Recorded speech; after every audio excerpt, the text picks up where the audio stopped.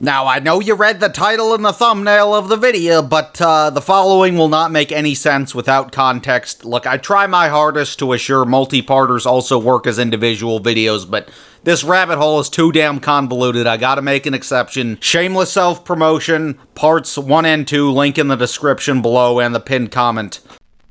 Say, look at this. I've been cleaning out my nest, and I found an old book of my poetry. And we have a situation on our hands, and it's a lot worse. And that's why we're going to rent on a user. In late May of 2025, as Sprunky was being phased out as a cash cow, who could have guessed that his new cash cow, Italian Brain Rot, would receive its own Freaky song, which of course Benji would also hype up on social media. And of course it's another self-insert fan song, but here he refers to himself as the Freaky King. So what are you, fucking Diddy? At this point, he was recycling fetish bait ideas more than ever, like the fat Italian Brain Rot song. The Italian Brain Rot era is where Benji started overly relying on entirely AI animated visuals. The first blatantly entirely AI music video was released in January of 2025, the Sprunky in Real Life song. And how is it in real life? Well, it just has disgustingly realistic portrayals of the Sprunky characters. The animation is super broken at times because a human didn't make it. It reminds me of Audrey and Friends. God forbid anyone gets that reference. Maybe we'll get to that someday. And what I mean by Audrey and Friends is like there's an animation error like close to every second. I didn't mention this thing in part 2 because it was just a one-off thing in January, but by around May of 2025, videos adjacent to the Sprunky IRL song just became far more standard. Like, the vast majority of Sprunky songs and just about everything prior were very crudely animated and have AI songs, but the majority of the visuals were made by people at the very least. At this rate, the computer was doing more work than ever, and not just for Italian Brain Rot. If we were to break down Benji's entire history into eras, it would be divided by first the infancy, then every subsequent cash cow. And I would consider the Italian Brain Rot era to be from May to June of 2025, and what I'm calling the Italian Brain Rot era would display a significant increase in entirely AI-generated videos. But when the Italian Brain Rot stock was rising, it was time to make a switch. This didn't completely eliminate the standard crude 2D visuals, but would make them less common with the channel's output. Meaning that it's entirely possible that Benji's bare minimum animation team members began to be laid off in favor of AI engineers. It is also worth noting that Italian Brain Rot is a sketchy rabbit hole in of itself. I'm gonna keep this brief, there's tons of other videos about it already, but I can't really even call Italian Brain Rot an intellectual property that's being exploited. Italian Brain Rot is just a label, and as far as I know, it cannot be attributed to a single creator, and not because AI was crucial to its creation, but we don't even know who punched in the keywords into creating the characters. But regardless, the label of Italian Brain Rot became exploitable. The very label of Italian Brain Rot refers to absurdist AI characters with exaggerative gibberish Italian names, such as Tralaleo Tralala, Laniri Laliria, Bombarido Crocodilo, Berber Pamabin, and Chimpanzee Bananini. These characters are technically public domain in the United States because filing a trademark would mean that there has to be an attributed creator or company. If you ask me and many others, it is a complete industry plant of a content farmable intellectual property, despite legally not being an intellectual property. And these absurdist AI-generated characters just so happened to click with very young children. The fact that brain rot is in the label is there for the sake of a keyword. The label is embracing brain rot to appear cool and rebellious to young children who may unironically watch brain rot and have heard that derogatory term thrown around, criticizing their favorite YouTube videos. So if you're like 3 years old and want to be a rebel, well, you can watch Italian Brain Rot. Shut up, YouTube commentators, you can't hurt my feelings if I'm in on the joke! Now, I'm not alone on this, and I don't think I'm crazy for saying that content farming is a big enough economy for business alliances to exist within, or as TikTok alpha males would say, the Matrix. But instead of controlling, say, who gets elected, it's controlling children's attention span for subsequent ad revenue. So it's very much possible that a bunch of content farmers got together to create an IP for them to exploit. Farmers like Benji consulting each other on what topics should be exploited. Because how do you profit off content farming? Well, first, a pre-existing IP has to become viable to a young audience. Then there has to be a positive reception, then the content farms have to exploit the positive reception, and then if the content farming succeeds, the market will be flooded with videos on the IP, which of course will eventually dry up, but the cycle will repeat for as long as this is allowed under YouTube community guidelines and parents aren't supervising their children. So it's possible that a brain rot matrix of sorts decided to make their own trend if they all collectively decided to start making Italian brain rot videos. Pixar didn't have to make a movie for them this time to exploit. Whether Benji was a part of this theoretical content farm matrix is not provable, but Benji has been publicly aligned with Shasky P1, as previously discovered by detractors. So what says that much larger brain rot business alliances or matrixes couldn't exist? Given Benji's unorthodox willingness to have a public image, I don't think he would personally be involved in the creation of Italian brain rot, but two things can be inferred. One, Italian brain rot has since been subject to conspiracy theories and its origin is currently still an internet mystery. And two, Benji did hop on the bandwagon. The bandwagon of such was a collection of characters made by farmers for farmers. Since the characters originated from a computer engine's vision, naturally, artificial intelligence could render them a lot more efficiently, in which Benji's case explains the decrease in crude 2D animation. Benji's shift in animation doesn't help the conspiracy's validity. In fact, just Google any Italian brain rot video, they're all the same looking. You know, sometimes they'll have a more Pixar filter or a Studio Ghibli filter. The art style in reference will often alternate, but they all look the same regardless. Benji is not the only person to make an Italian brain rot anime video. Let's look at some others. Nico the Hero, Sallow, AI Flicknips. They all look the same because they're all referencing AI. Benji's 2D crude animation at least has a style. Shkashki P1, that Benji outsources to, at least has a style. But it's most likely everybody's using the same software following the same instructions. And it's possible everyone is giving themselves instructions. It's also possible that AI programmers can just infer the correct keywords, but who knows, they could be giving each other the keywords. Industry plants of any industry don't always work, but it's likely that the brain rot matrix got lucky on their first try. Italian brain rot is still around today, but in Benji's case, it was a short-lived cash cow for only about 2 months. Unlike, say, Sprunky's 6 months between December of 2024 to May of 2025,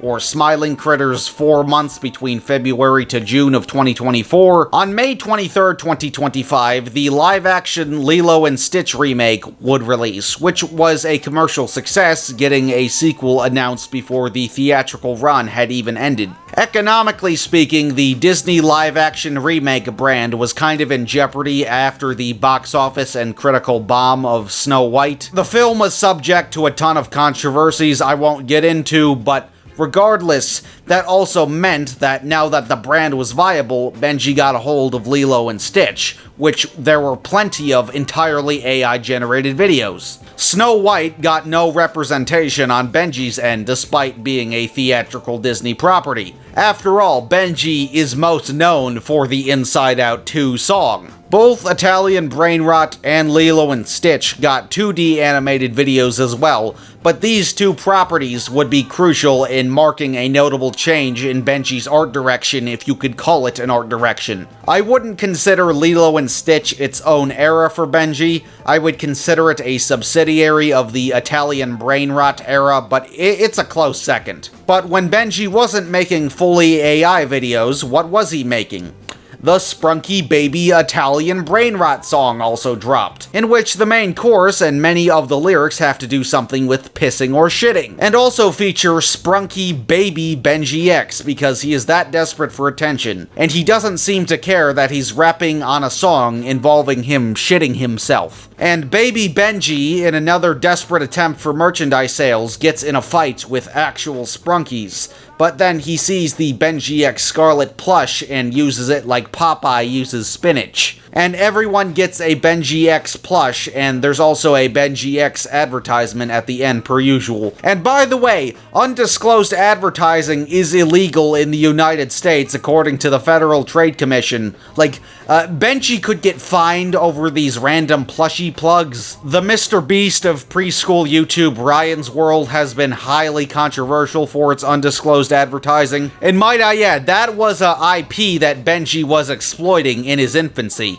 Will Benji get fined for undisclosed advertising? Likely not, because it's not worth the US government's time of day. He's not that huge. But in regard to federal trade law in the United States, he is an actual criminal, just like copyright law. I don't know why he's so hell-bent on trying to sell the plushies, because these things were made when Benji didn't have his modern appearance. The plushies are by far his most frequent undisclosed advertisement, because look at him in 2019 and look at him in 2025. Like, the greed changed him physically. This is cartoon villainy. It also explains why he may be poorly received as an alternative rock musician. It's a manufactured personality. Van Morrison once asked, "Where did all the rebels go?" And Benji, very clearly, is a fraudulent rebel to alternative rock audiences. And teenagers and adults are a lot harder to exploit than literal babies. Nobody even wants a Scarlett plush because, thankfully, Scarlett has been overshadowed past the infancy of the channel. You can tell he's only doing covers of his influences for alternative rock brand exploitation at this point. Without the AI garbage and kitty crap, he's nothing. In June of 2025, pretty damn close to the 1-year anniversary of the Inside Out 2 song that put him on the map for all the wrong reasons, Benji would take a vacation to London because Benji loves spending stupid amounts of money on vacations to stroke his ego to his impressionable audience. I know it's not over yet, we still have a couple weeks, but I want to say thank you so much.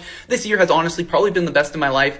I've been able to travel to Japan. I've always wanted to go there. South Korea. Paris, France. I proposed to my girlfriend in France. That's crazy. That's like every girl's dream, right? Motherfucker went to Paris, Japan, the NYC, and the British NYC in like less than a year. I'm pretty sure he spams these videos a lot. And I'm sure he traveled for his expensive wedding too. Dude, what happens if the brain rot economy crashes? You're not gonna have savings to dig into. Like, yeah, he's got some filthy money on his hands, no doubt, but he doesn't have that much money. Like, yeah, you could probably get something better than a cheap motel with no stove, but I don't see him sleeping at the Trump Hotel once. He's not Mr. Beast. But I bring this vacation up not because he continues to act arrogant with vacation videos, but he began to joke about him and Janessa having a child. If I win, we have a baby. Ew, no. But Janessa, I took you to London. I'll only have a baby with you at 10 million subscribers. Okay guys, like and subscribe, and if I win in this game, then we can have a baby, and let's hit 10 million subscribers. And comment what baby names. Yeah, we should name it Tyrone. I won. This strategy was done previously with the possibility of marriage, which actually occurred in spite of all of the clickbait of will they won't they on YouTube Shorts. But even if it's done as a joke, the fact that Janessa evaluates motherhood potential with her husband shows a potential exploitation of a child between Mr. and Mrs. BenjixScarlett. If I win this game, then we have a baby. No. Fine, then I'll have a baby with ballerina cappuccino. No. Only if everyone likes and subscribes. Guys, make sure you like and subscribe so that me and Benji will have a baby. And comment baby names. What should we name it? Tung Tung Tung So.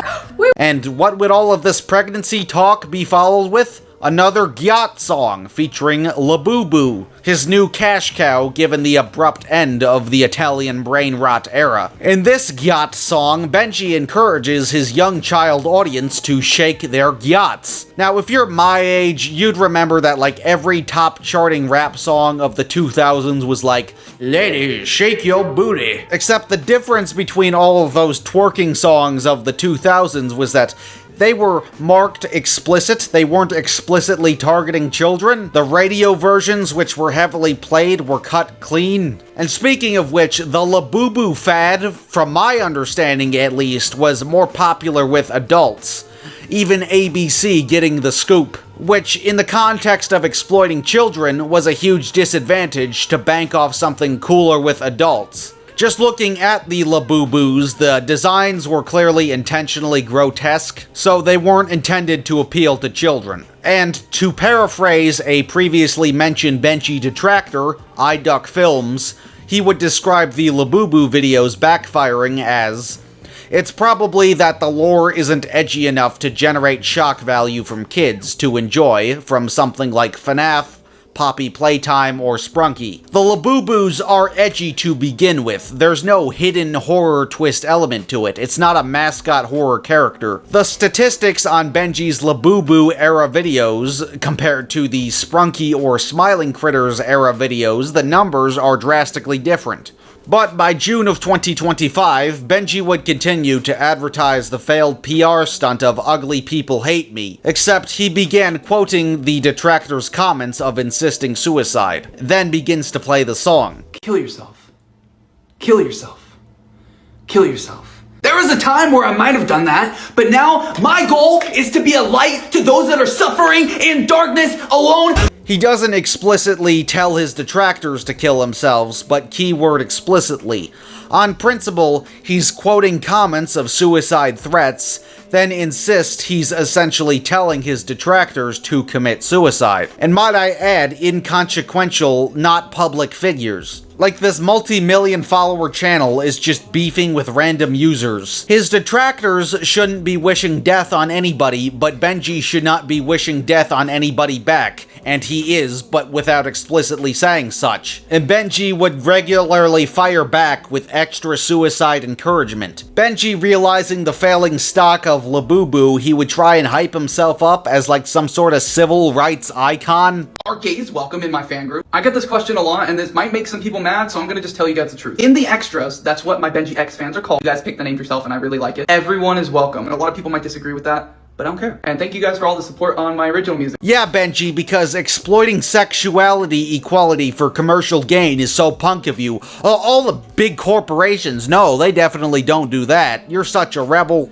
It was apparent that the business strategy of "I make good music instead of brain rot music" wasn't working because his non-brain rot music is still garbage, even if not AI generated, because he doesn't want to learn, because he didn't take any time to learn, because he was too busy with the AI nonsense and his actions have consequences. I get hundreds of death threats a day, and honestly, I couldn't care less. If you insult one of my fans, then you just crossed the line. I create music so people never have to feel alone. This is for everyone going through a hard breakup. The fact that he began to exploit the sexuality and the potential suicidal tendencies within his detractors is both fiscally desperate and insensitive of the mentally ill. Benji X as a brand is collapsing in a real time quicker than BenjixScarlett. Benji X was such a heavily advertised brand throughout the years of BenjixScarlett that it was becoming more common sense to BenjixScarlett detractors than ever.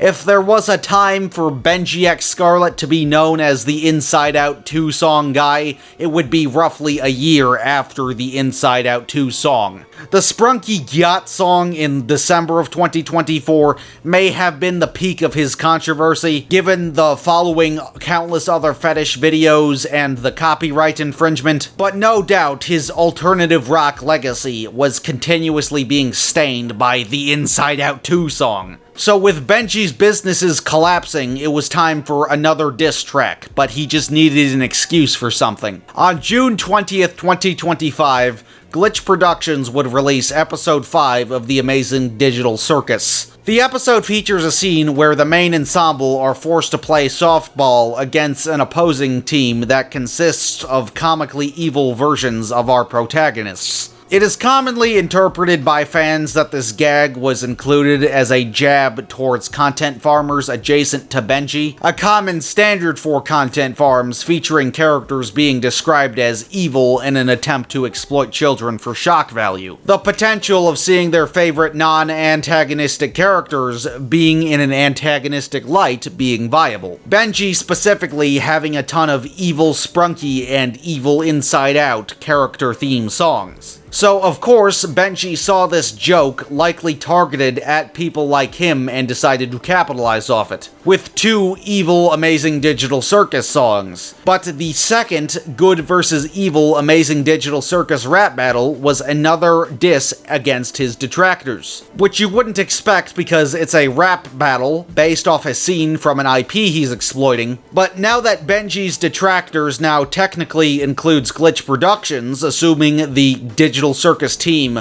was satirizing its state of exploitation by content farmers. I mean, like, there's no way they don't see this type of material based off their IP. So after both sides' respective verses of the rap battle, BenjixX himself shows up as a third-party rapper adjacent to epic rap battles of history. Benji first disses both the good and evil digital circuses, but then proceeds to break the fourth wall and brags about profiting off rage bait, and literally has a BenjixX advertisement in the song lyrics, potentially trying to advertise BenjixX to Glitch Productions. He also cites his detractors as unemployed, despite him dissing a literal company in the song. Yes, you can profit off rage baiting. In fact, you're really well known for that, but that has the consequences of nobody wanting to listen to your, quote, real music. But he is so heavily blinded by greed that he does not realize the consequences of the credibility of his music he actually wants to make. He is so arrogant that he automatically assumes that his non-ironic viewers are going to want to watch him without the IPs he's exploiting. One of his statements when advertising the diss track was, "Only people with jobs will understand. Working a 9 to 5 is tough. You're overworked and underpaid. I used to work at Walmart and would do anything to get out, so yeah, maybe my songs are cringy, but I got the fuck out of that job, and if you're reading this, you can too. It may take time, but you can do it." In this era, it had become so much more apparent that he regretted his actions of giving up a chance to do what he loved most. Bro made the Sprunky Yacht song. Yeah, I did. It's on my satire channel. I thought everybody knew that that channel was satire. It's literally making fun of the content farm. Who thought this? And yeah, he never stopped gaslighting via satire, but the fact that he was just outright willing to use the word content farming is an undeniable projection of guilt. And to kick off July of 2025, Benji would make yet another yacht song starring the cast of Dandy's World. And on the same day, as if his ego wasn't already gone, he'd announced yet another vacation to China, including Disneyland in China. Yeah, because going to Disneyland without children as a grown adult isn't weird at all. This is like the 5th Disney vacation in the past couple years. But what was this leading to? Well, it was actually progressively revealed. One of Benji's China vacation TikToks was filmed on an airplane, being a meme skit about walking past somebody in business class. This meme literally confirms by his own word that he has literally taken a business class or two. And what did I say in part 2? And Benji is apparently 6 years older than me. He's clearly taken a economics course or two, I can't lie. Assuming he's not joking, this is confirmation of his blatant intents to exploit. But now we're finally hearing it from him. This little TikTok mistakenly revealing another side of Benji's character. On June 9th, 2025, YouTube would announce a future community guidelines enforcement citing that videos featuring AI-generated voices, repurposed content, anything deemed low effort, would be ineligible for monetization within the YouTube Partner Program, which for channels like Benji, which heavily relied on artificial intelligence contributions, proposed a serious threat. Once again, Benji's and other figures' success was a product of the lack of regulation on the platform, and Benji knew how to exploit loopholes. But time would only tell if these policies enforced would put Benji's career in a further state of jeopardy. And this happened while on Benji's China vacation. Sure, was he getting paid still through Google AdSense, aka the monetary system YouTube uses as a Google subsidiary, but I imagine given Benji's quantity of videos, lack of sponsorships, and lack of additional income streams, or at least efficient ones, etc., most of his revenue is from Google AdSense. Any quantity over quality channel that just throws shit together in an afternoon most likely entirely relies on Google AdSense. But with Benji utilizing more artificial intelligence than ever after the Italian brain rot era, what would the future of his channel be? The summer of 2025 would definitely be defined as the Labubu era, which is currently still unfolding as of writing in late July 2025. Which even includes Labubu shitting videos. Like, not even vaguely disguising a fetish, like Labubu squirting milk in juice boxes for some reason all of each other. Just flat out Labubu taking a shit, not even trying to hide it. This China vacation continued with Benji and Janessa appearing at the World Youth Development Forum 2025. This forum is made to, quote, empower young people to actively participate in shaping a sustainable future and achieving the 2030 Agenda for Sustainable Development. So what the fuck is Benji speaking at Chinese conventions encouraging young people to content farm? Here, Benji is seen speaking on breakthroughs on technology. Now, I'm no expert on Chinese businesses, but what connections does he have? The fact that he is speaking at a legitimate forum conference in a foreign country is suspicious as all hell. Now, this is a forum you can register for, whether he was chosen by the forum or he got a passing grade through application by the forum is unknown. But the fact that his business practices were deemed acceptable for an impressionable youth is both concerning and disingenuous. And he fucking brags about this type of shit on social media, so it's not like he's trying to keep it hidden from his internet audience in its entirety. Keyword, in its entirety. So what does Benji have to say to an impressionable Chinese youth? He didn't go under his BenjixX alias, but he went under his legal name, Walter Benjamin Collins III, which he plastered his lanyard all over the internet. And the BenjixScarlett channel was projected to an audience because a bunch of random people in China need to know your sisters who can't vote's name. The speech was technically lost media for a couple of days, but it was too large an organization for it to not eventually surface. But before it did surface on Benji's community tab, I commented if the speech was going to be re-uploaded elsewhere as I was monitoring the situation. And my comment was deleted. You might have a hard time believing that, but his detractors' comments have remained on the post, but mine was deleted. Not ignored, deleted, meaning that he doesn't want people to know the exact contents of the speech. If you can take my testimony seriously, it's likely that he wants the actual conference hidden from the public because he himself has never plastered the speech on his social media, but he wants the very existence of his conference on his public social media just enough so he can brag about it, to both advertise BenjixX and to fulfill his massive fucking ego. Now, I didn't go out of my way to, like, impersonate a child or anything, and I had, like, less than 2,000 subscribers when this happened. Whether he has seen anything from this trilogy of videos or not is unconfirmed, but regardless, given that he deleted my comment that he doesn't want people knowing the actual contents of the speech, or his moderators deleted my comment. Benji is no doubt a terrible role model, but Benji's business practices are ethical in the eyes of Chinese youth organizations. Joy and anxiety and a rap battle is what large Chinese organizations are pushing to an impressionable youth. But the possibility of more content farms hosting private business alliances to larger organizations, non-profit or not, suggests a future with countless less jobless and more shitty YouTubers. Look, I know it's likely Benji applied for this and succeeded, but the fact fact this got past what I assume and hope background checks is economically concerning nonetheless. The possibility of Benji being linked to brain rot matrices started with Shashki P1, and that was public, that's confirmed. Then was followed with the consensus of Italian brain rot being a brain rot industry plant, and now it's continuing with Chinese youth organizations encouraging the youth to be like Benji. And yeah, it's not like terrorism or anything, there's worse things a human being could promote, but it's not ethical. And this entire side of YouTube is shady as all hell. Remember Janessa's secret channel that I mentioned somehow got like a multi-hundred subscribers in its first week? Perhaps these weren't Benji's programmed email addresses, they were China's. This is what is confirmed that he encourages to youngsters.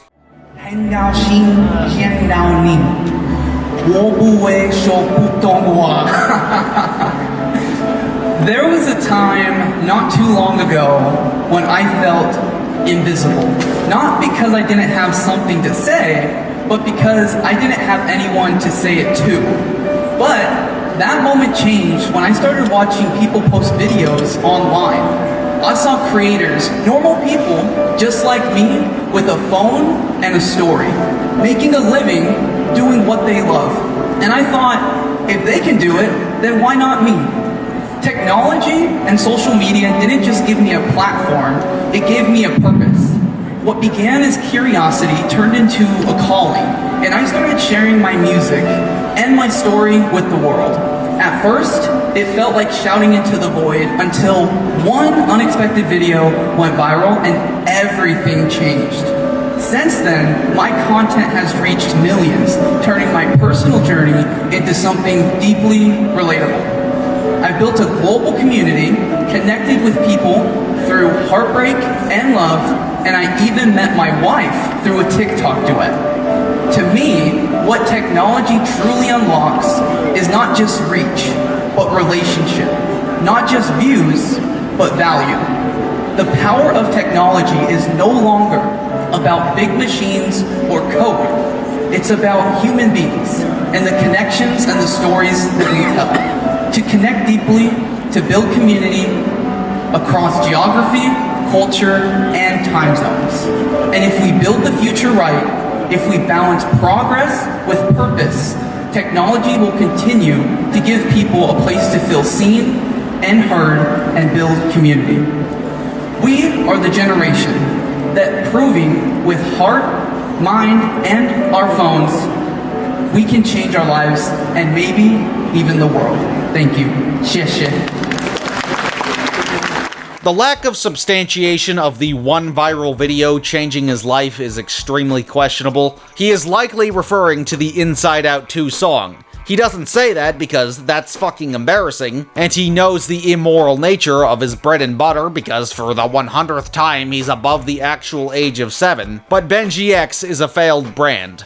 BenjixScarlett is a dying and embarrassing brand. But this was just a single day of the China vacation. Gotta get back to my schedule of acting arrogant and spazzing out like an idiot and doing expensive shit. About a week after this vacation ended, photos surfaced featuring Benji and Janessa with a Chinese photographer who goes by the name Jeremy Eternity. And Jeremy didn't take these photos, he's in them. So it's very much possible that Jeremy Eternity is a behind-the-scenes contributor of Benji's. Look, maybe they're just pen pals or something, but this could be somebody in Benji's backfiring hustle, in which most of the behind-the-scenes contributors have been left anonymous. But with Benji seemingly investing more money on vacations as an excuse to profit off arrogant social media posts, as well as having thinner cash cows in YouTube claiming to enforce YouTube community guidelines against Benji's genre,